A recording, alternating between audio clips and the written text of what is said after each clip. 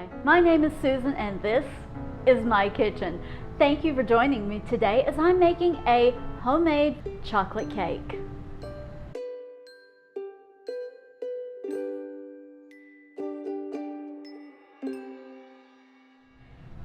This recipe is one that I found several years ago, and I have no idea who the person was that posted it online, or I would give her credit.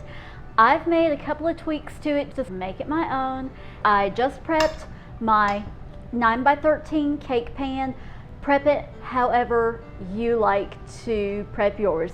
Spray oil, the baking spray, shortening with some flour, butter, whatever it is you like to do is what you should do. In my bowl, I have a stick and a half of butter. That's 3/4 of a cup of butter.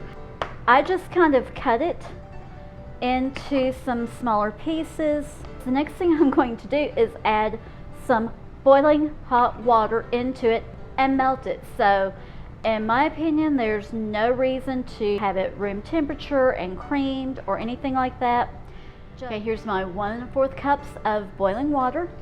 I'm going to pour that in here nice and slowly over all of the butter.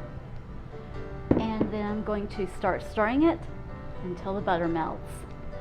While I was prepping my 9x13 cake pan and boiling the water, I also preheated my oven to 350.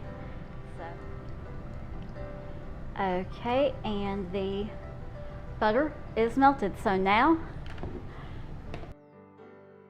2 cups of sugar. And I'm just dipping today out of my container that I keep my sugar in.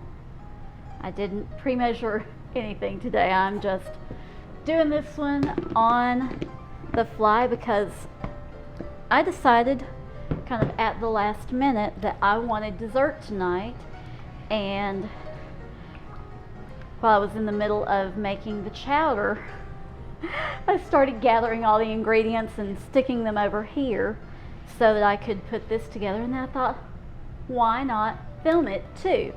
So here I am, just sort of last minute putting this together for you. But you know, this is how life goes in my house. And I'm just stirring the sugar in until it's dissolved.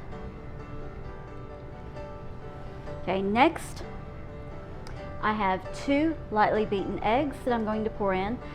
Don't worry about pouring them in at this point. The water has cooled dramatically from the cold butter and also the addition of the sugar, so it's not going to make scrambled eggs out of my eggs when I add them in. It's time to add some vanilla, and I like to add a decent amount of vanilla. I'm adding 2 teaspoons of vanilla to this. So here's 1, and then 2.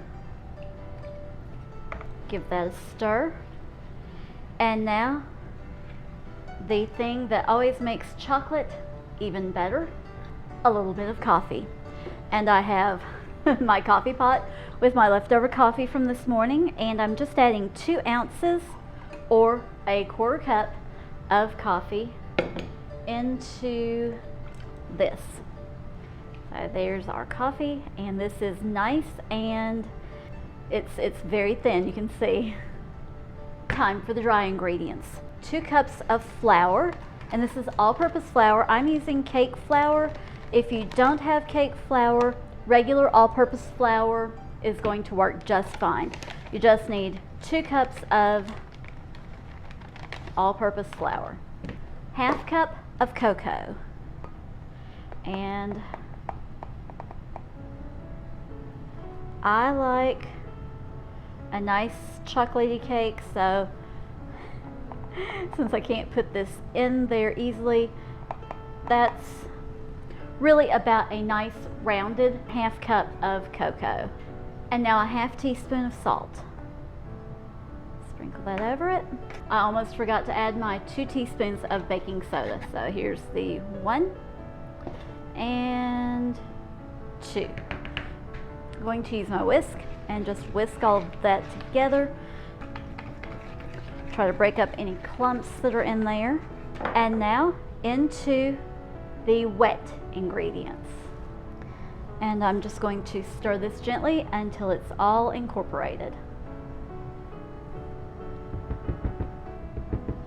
You know what? I think the whisk might work better. And I'm going to whisk it together.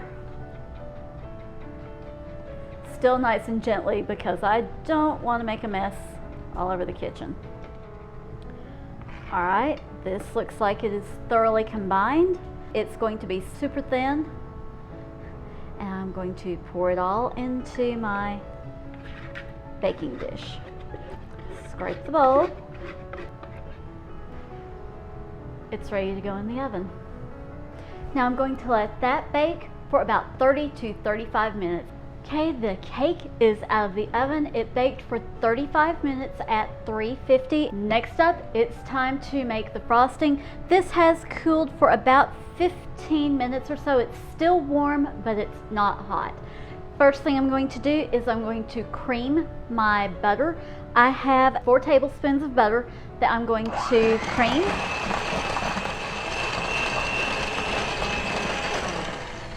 To that, I'm going to add 2 cups of confectioner's sugar or powdered sugar, however you want to say it. To the butter and sugar, I'm going to add 2 tablespoons of cocoa. Yeah, let's do it. Let's add 3 tablespoons of cocoa.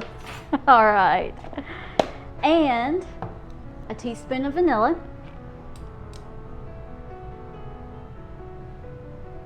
I'm going to start small with this. I'm going to only add a tablespoon of cream to it right now.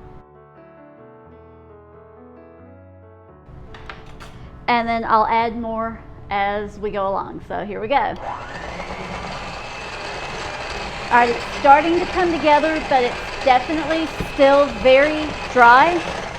So I'm going to add more of the half and half. Add 1 more. I like to add the liquid a tablespoon or so at a time so I don't make it too thin and then have to go back and add more of the dry ingredients. And then that way you get the correct consistency a little easier. My handy dandy trusty mixer is slowly dying on me. I've had it for 30 years. It has been such a good hand mixer, but sadly I'm gonna have to replace it soon. All right, so hopefully the last bit of half and half.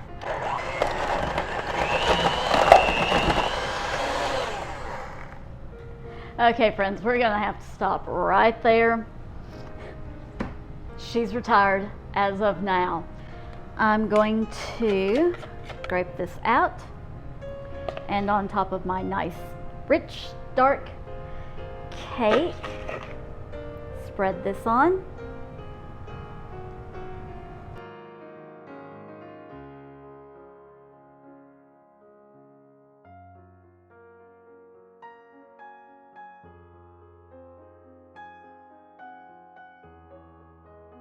Okay, here we are. It's a beautiful chocolate cake. Let's be festive with some sprinkles over the top. And now we have chocolate cake. So let's give it a try. Tell me down in the comments if you are a corner/side piece or a center piece when it comes to a piece of cake.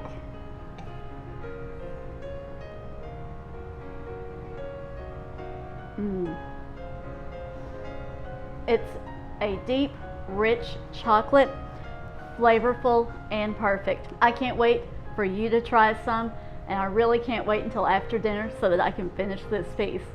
If you enjoyed today's video, please be sure and give it a big thumbs up. If you've not already, please do subscribe and ring that notification bell so that you find out every time I upload a new video to YouTube. Thanks for joining me today on Susan's Cozy Kitchen. God bless.